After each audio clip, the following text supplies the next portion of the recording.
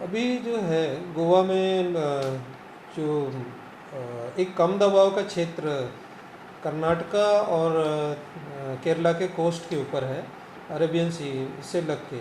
तो अभी जो है वो साइक्लोन वर्दा जो है वो बहुत कमज़ोर हो गया है और कम दबाव के क्षेत्र के रूप में है। तो इसका इफ़ेक्ट सिर्फ हमारे गोवा के ऊपर में ये होना है कि कुछ स्थानों में हल्की से मध्यम वर्षा होगी, light to moderate rain Goa के ऊपर में है पॉसिबल। एंड इन्वायरमेंट जो है it will be totally cloudy.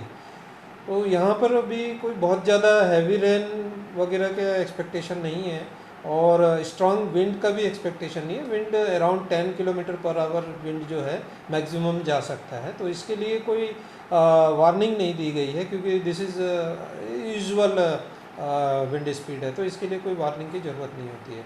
तो अभी सिर्फ next 24 hour we are expecting कि क्लाउडीनेस रहेगा गोवा स्टेट में और light to moderate rain few places पे होगा। और इसके बाद में जैसे ये सिस्टम अरेबियन सी में जाएगा तो वेदर कल से जो है इम्प्रूव होना शुरू हो जाएगा और कल 1 और 2 प्लेसेस में लाइट रेन हो सकता है। परसों से वेदर एकदम क्लियर हो जाएगा और इसमें भी मतलब अभी जो है due to cloudiness minimum temperature काफ़ी बढ़ गया है। 25.6 आज पणजी में रिकॉर्ड हुआ है, तो इसलिए ठंड गायब हो गया है और मैक्सिमम टेम्परेचर जो है वो आज गिर के 30 डिग्री के आसपास रहने की पॉसिबिलिटी है।